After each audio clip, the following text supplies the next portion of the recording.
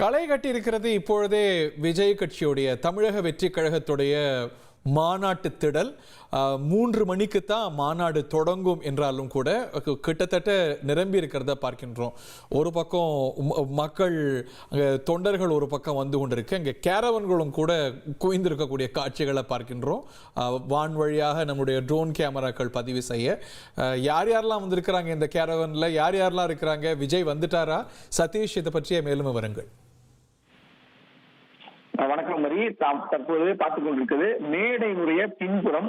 இந்த செட்டப் என்பது கடந்த மாநாட்டில் இருந்துச்சு. மேடையின் பின் வழியாக அவருடைய வாகனங்கள், அதாவது தலைவருடைய விஜய் வாகனம் மற்றும் முக்கிய நிர்வாகிகளுடைய வாகனங்கள் நிறுத்தப்பட்டு அவருக்கு என்று இந்த பிரத்யேக கேரவன்கள் என்பது நிறுத்தப்பட்டிருக்கும். அவர் ஓய்வு எடுத்து விட்டு அதன் வழியாகவே நீங்க பார்க்கலாம்.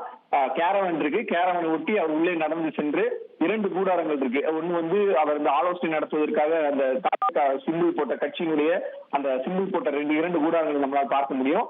3 பகுதிகளாக இணைக்கப்பட்டிருக்கு.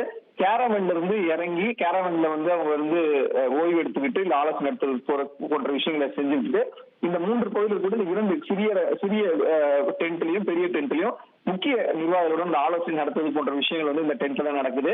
இதற்கு பின்னால் பாத்தீங்கன்னா ஸ்டேஜுக்கு டைரக்டா கனெக்ட் பண்ற ஒரு வழியும் இருக்கு. இது எல்லாமே ரொம்ப க்ளோஸா இருக்கிறதே நம்மளால பார்க்க முடிகிறது. எந்த வகையிலுமே இந்த பகுதியில சுற்றி பார்த்தோம்னா ஒரு காலியான இடமா தான் காட்சி அளிக்கிறது. இந்த பகுதிக்குள்ள தொண்டர்களோ இல்ல வேற யாரும் நுழைவது மிகவும் கடினமான ஒரு விஷயம். மிகுந்த ஒரு பாதுகாப்பு போடப்பட்ட இடமாக கருதப்படுகிறது.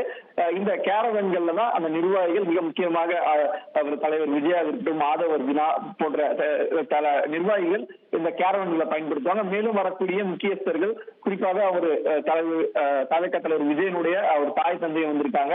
அவங்களும் இந்த கேரவன்களை பயன்படுத்துறதுக்கான அந்த ஏற்பாடுகள் செய்யப்பட்டிருக்குது. சுமார் ஒரு 8 கேரவன்கள் நிறுத்தப்பட்டு இந்த கேரவன்கள் ஒவ்வொன்றும் ரொம்ப கனெக்டடா சில விஷயங்களுக்கு மட்டும் பயன்படுத்தக்கூடிய காட்சிகளை பார்க்க முடியும். 2 நிர்வாகிகளை போட்டு நிர்வாகிகளுக்கு மீட் பண்ணி அவர் ஆலோசனை நடத்துறது ஒரு புறம், அவருக்கு என்று தனியாக இருக்கக்கூடிய அந்த செக்யூரிட்டி அரேஞ்ச்மெண்ட்ஸ் ஆட்கள் இருக்கக்கூடிய அந்த ஒரு டென்ட்.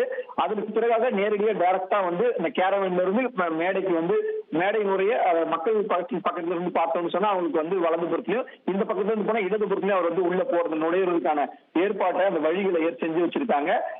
ஏற்கனவே தெரிவித்தது போல 3 மணி அளவுல இந்த முன்கூட்டியே அந்த மாநாடு தொடங்க இருக்கக்கூடிய சூழல்ல ஏற்கனவே அவர் நிலையில நேரடியாவே அவர் இந்த மாநாட்டு விஷயங்களை கண்காணிச்சுட்டு வராரு. அந்த வகையில தான் தற்பொழுது அவர் வந்தாருன்னா எந்த வழியா உள்ள வர்றது, கேரவன்ல இருக்கிறது, மறுபடியும் அங்கிருந்து உள்ள போய் அவர் ஆலோசனை நடத்துறது, பிறகு அங்கிருந்து அப்படியே மேடைக்கு வருவது போன்ற விஷயங்களை ரொம்ப திட்டமிட்டு செஞ்சிருக்காங்க. இது